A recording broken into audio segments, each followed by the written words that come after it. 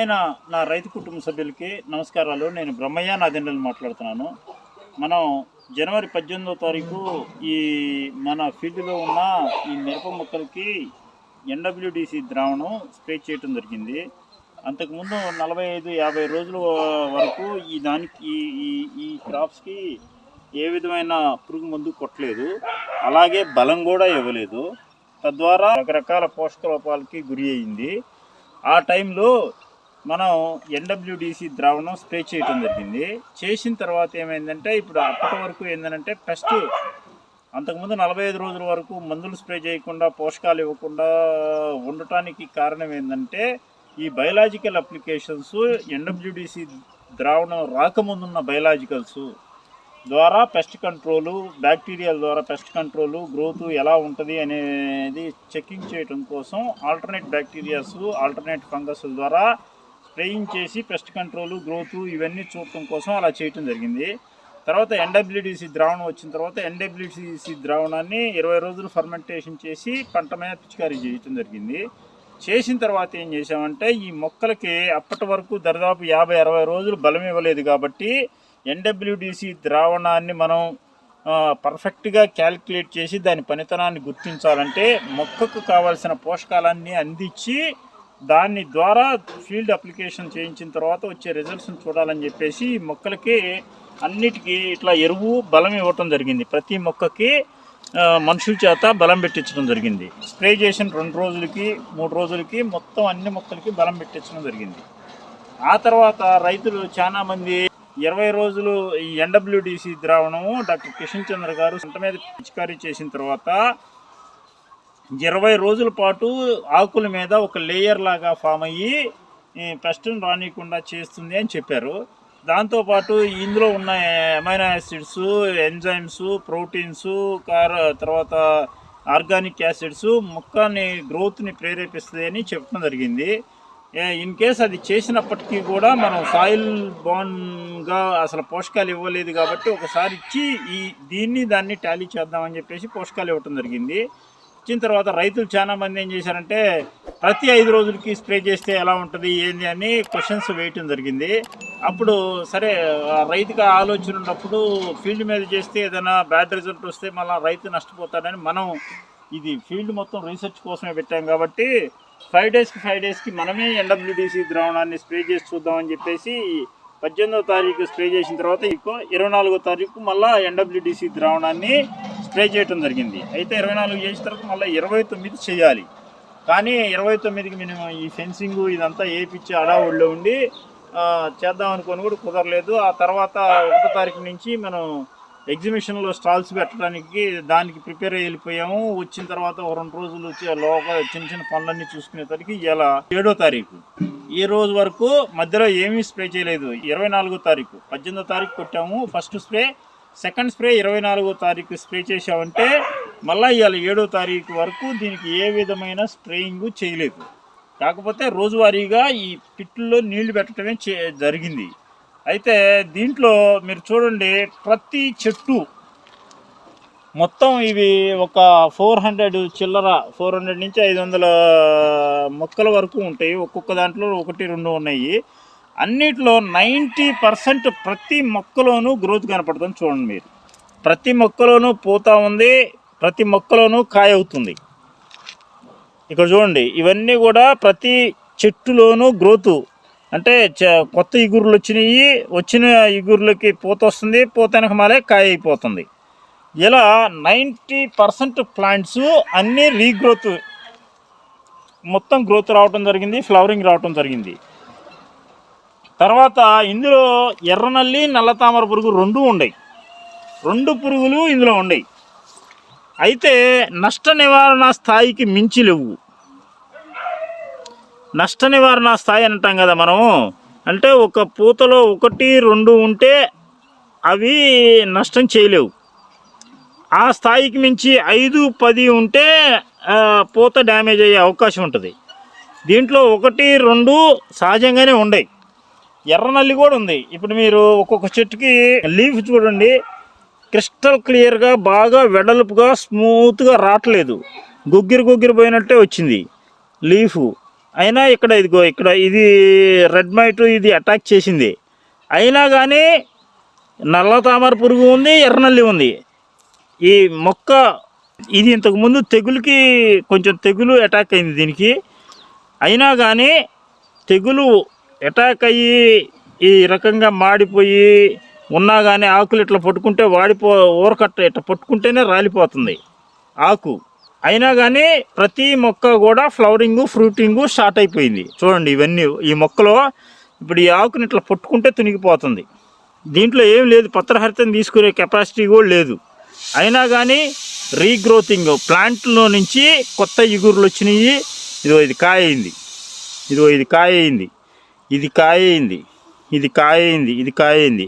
అంటే ఏంది, red might నల్ల తామర పురుగు పూర్తిగా కంట్రోల్ కాకపోయినా ఈ ఎన్డబ్ల్యూడిసి ద్రావణం అనేది మొక్కని స్ట్రెంగ్తెన్ చేసి ఎంజైమ్స్ని ఇచ్చి కొత్త ఇగురులను సృష్టించి ఈ లీవ్స్ లోపల ఇగురు లోపల ఇందులో ఉన్న బ్యాక్టీరియాలు ఎన్డబ్ల్యూడిసిలో ఉన్న బ్యాక్టీరియాలు టాక్సిన్స్ రిలీజ్ చేయటం ద్వారా ఒక 100 పురుగులు దాడి చేస్తే ఈ టాక్సిన్స్ ద్వారా 50 పురుగులు చచ్చిపోతున్నాయి, 50 పురుగులు దాడి చేస్తున్నాయి. అలా దాడి చేసిన సమయంలో మళ్ళా మొక్కకు కావాల్సిన పోషకాలన్నీ ఇది ఇందులో ఉన్న ఎంజైమ్స్ ఉండటం వల్ల ఒక 50 పురుగులు ఒక ఆకుని పత్రహరితం గీకే టైం లోపల ఈ మొక్క 2 ఆకులను డెవలప్ చేస్తుంది. ఈ ఆకు డ్యామేజ్ అయ్యే లోపల 2 ఆకులను డెవలప్ చేసి 2 పూతలను డెవలప్ చేసి కాయ చేసేస్తుంది. అలా పెస్ట్ ఉన్నప్పటికీ కూడా మనం దిగుబడి తగ్గకుండా పంటను తీసుకునేటట్టు ఈ ఎన్డబ్ల్యూడిసి ద్రావణం అనేది ప్రేరేపిస్తుంది. రైతులు గుర్తుంచుకోవాల్సింది ఏంటంటే కెమికల్ వ్యవసాయాన్ని ఆర్గానిక్ వ్యవసాయాన్ని సేమ్గా చూడటానికి లేదు. కెమికల్ వ్యవసాయం వేరు, ఆర్గానిక్ వ్యవసాయం వేరు. దీన్ని ఈ విధానంలోనే చూడాలి, ఆ విధానంతో చూడకూడదు. ఇప్పుడు సపోజ్ ఎన్డబ్ల్యూడిసి ద్రావణమే ఉందనుకోండి, ఇది మనం కెమికల్ వ్యవసాయంలో లాగా చూస్తే వాళ్ళ సిద్ధాంతం ఏంటంటే కంప్లీట్గా ఎక్కడ నల్ల తామర పురుగు ఎర్ర నల్లి కనపడకూడదు. అలా కనపడకుండా ఉంటేనే పంట అయ్యిద్ది, కాపు అయ్యిద్ది. వాళ్ళ దృష్టిలో కెమికల్ వ్యవసాయం దృష్టి ఏంది, నువ్వు ఒక పిచికారీ ముందు ఏదైనా పంట మీద పురుగు కోసం నువ్వు పిచికారీ చేస్తే 100% పురుగు కంట్రోల్ అయిపోయి కొత్త ఇగురులు వచ్చి ఆకులు స్మూత్గా వచ్చి క్రిస్టల్ క్లియర్గా తమలపాకు తోటలాగా వచ్చి పంట కాసిద్ది. కానీ ఆర్గానిక్లో ఏంది, అలా రాదు. ఇప్పుడు మీరు చూడండి, ఇందాక చూపించాను కదా, ఎక్కడ కూడా క్రిస్టల్ క్లియర్గా చేను లేదు. అంతా చూడంలోనే అట్రాక్టివ్గా బ్రహ్మాండంగా అసలు సూపర్ ఉందరా తోట అనే పరిస్థితి ఎక్కడా లేదు. ఎండిపోయిన ఆకులు, తెల్లబడిన ఆకులు, చిన్న చిన్న లేత ఇగురులు కనపడుతున్నాయి. చూడటానికి అట్రాక్టివ్గా కనపడదు, కానీ నీకు పంట ఇప్పుడు ఈ చెట్టు అట్రాక్టివ్గా కనపడతలా, కానీ నీకు కావాల్సిన పూతలు వస్తున్నాయి, కాయలు అయిపోతున్నాయి, దిగుబడి వస్తుంది. ఇలా ఇది ఈ బేస్లో చూడాలంటే ఏంటంటే ఒక యుద్ధం లాంటిది.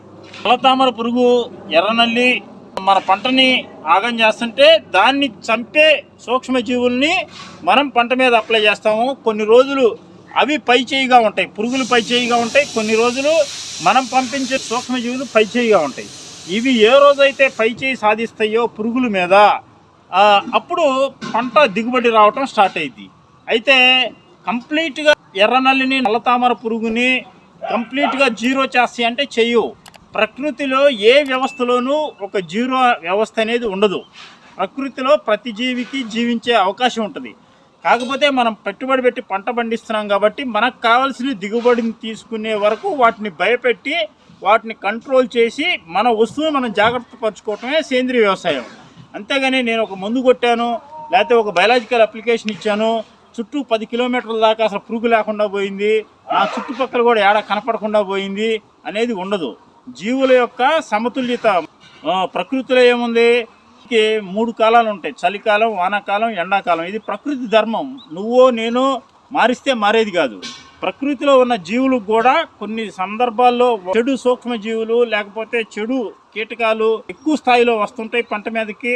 మనం మళ్ళా వాటిని కంట్రోల్ చేయడం కోసం మంచి సూక్ష్మజీవుల్ని, మంచి కారకాలని వాటి మీద స్ప్రే చేసి వాటిని కంట్రోల్ చేసి అవి ఇవి బ్యాలెన్స్డ్గా ఉండేటట్టు చేసి మన పంటను తీసుకోవటమే ఇందులో ప్రధాన లక్ష్యం. ఇంకొకటి, ఈ విధంగా మనం బయలాజికల్స్ని స్ప్రే చేయటం వల్ల మనకి మిత్ర పురుగులు అనేవి ప్రిడేటర్స్ అంటారు. పంటని మనం ఇచ్చే సూక్ష్మజీవుల ద్వారా మొక్కను కాపాడుకుంటూ ప్రిడేటర్స్కి గ్రోత్కి అవకాశం ఇచ్చినైతే ప్రిడేటర్స్ ఏం చేస్తాయంటే, ప్రిడేటర్స్ అంటే ఏంది, మిత్ర పురుగులు, బదనికలు అంటారు. అలాంటివన్నీ కూడా సాలె పురుగులు, బదనికలు ఇవన్నీ మన పంటను ఆశించి ఈ పురుగుల్ని కూడా అవి తిని ఆహారంగా తిని పురుగుని కంట్రోల్ చేస్తాయి. బదనికలు, మిత్ర పురుగులు, సాలె పురుగులు ఇలాంటివన్నీ కూడా మన పంట మీదకి వచ్చి మన పంటని ఆశించే పురుగుల్ని ఆహారంగా తీసుకుంటూ వాటి లార్వాలను తినుకుంటూ మనకి పంట దిగుబడి పెంచేదానికి సహాయపడతాయి. ఇలా పర్యావరణంలో ప్రతి రైతు వ్యవసాయం చేసేటప్పుడు ఈ సేంద్రియ వ్యవసాయంలో పర్యావరణంలో ఉన్న అన్ని సకల జాతుల సూక్ష్మజీవుల్ని ఉపయోగించుకొని బదనికల్ని, సూక్ష్మజీవుల్ని, మిత్ర పురుగుల్ని, సాలిడుల్ని, అలాగే ఎరువుని, పశువుల ఎరువుని ఇలాంటివన్నీ వాడి పర్యావరణ హితమైన వ్యవసాయం ద్వారా రైతు అబ్జర్వేషన్ మాత్రమే చేయాలి. దేనికి మన పంటకి ఏ సమస్య వచ్చింది, ఏ సూక్ష్మజీవినిస్తే ఆ సమస్యని ఇది కంట్రోల్ చేస్తుంది అనేది తెలుసుకొని సూక్ష్మజీవుల్ని ఇవ్వటం ద్వారా, అంటే సూక్ష్మజీవుల ద్వారా వ్యవసాయం చేయడం ద్వారా మనం మంచి ఆర్థిక ఫలితాలు పొందవచ్చు. ఇందులో ఎక్కడా కూడా రసాయనాలు ఉండవు, క్రిమిసంహారకాలు ఉండవు, మనుషులకి హాని కలిగించే పదార్థాలు ఉండవు, మనుషుల ఆరోగ్యాన్ని చెడగొట్టే వస్తువులు ఏవి వాడం. ఇవన్నీ కూడా ప్రకృతి సిద్ధమైన సూక్ష్మజీవుల ద్వారా వ్యవసాయం చేయటం. మనకి తెలిసి ఒక గుర్రం పెట్టి గుర్రాన్ని మచ్చిక చేసుకొని దాని మీద మనం ఎక్కువ దూరం ట్రావెల్ చేయాలన్నప్పుడు గుర్రం మీద స్వారీ చేస్తాం. ఎద్దుల్ని మచ్చిక చేసుకొని మనకు కావాల్సిన వ్యవసాయపు అన్ని పనులు చేసుకుంటున్నాం.